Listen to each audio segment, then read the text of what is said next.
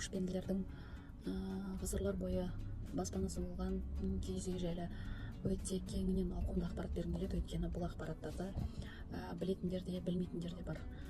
Киіз үйді ғаламның моделі деп атайды екен. Бұл киіз үй біздің ярамызға дейін 105 жылдарда пайда болған дейді. Өйткені сол ғасырдағы халық әні, аққу әнінің ішінде дөңгелек үй, туырлық там орнына ет жеп айран ішеді, ас суына деп жасанды. Осы дөңгелек үйдің киіз үй екенін айқындап береді. Жалпы киіз үйдің шаңырағының өзі біздің мынау күн нұрын әспеттейді деп айтады. Шаңырағымыз күн болса, оның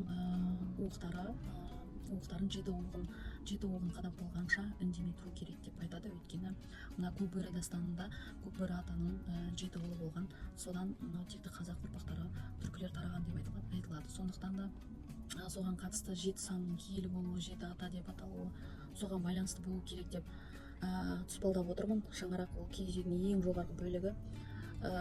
Сосын одан кейін мынау қазір барлық оның оғын, керегесін бәрін детально айтып бере қажеті жоқ деп ойлаймын. Қазақпын деген әрбір бала біледі, оны текті қазақтар. Мынау киіз үйдің керегесіне қатысты әңгіме айтқым келіп отыр. Оны әйел адамды менің сүйген жарым қабырғаммен ақылдасам, қабырғам деп айтылады.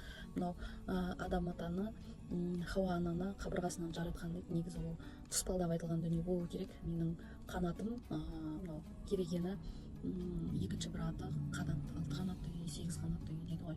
Сол сүйген жарым, стенам, тікелей айтқанда стенам деп айтады. Сол сияқты тұспалды мағыналары бар. Сосынғысы ең маңызды айта кеткім келген нәрсе бұл киіз үйдегі босаға. Табалдырық ол төменгі әлемді білдіреді.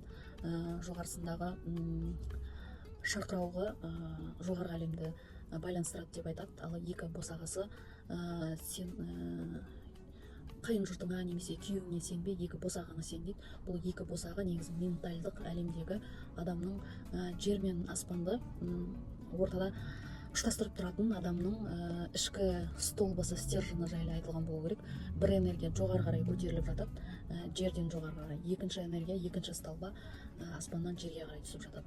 Сол адамның ішкі екі стержені, екі босаға деп айтылады. Ол екі босағаң тең болсын, керегең тең болсын деген сөзі де осы ментальный мағынасы бар деп ойлаймын. Өйткені оң босаға жақта ер адамның құралы саймандары тұрады. Сол босаға жақта әйел адамның ыдыс-аяғы, кебежесі, әйел адамның тұрмыстық тіршілікте пайдаланатын дүниелер тұрады. Осы киіз үйді ары қарай тереңдетіп, баулары, уықтары, қабырғаға тартатын шейлер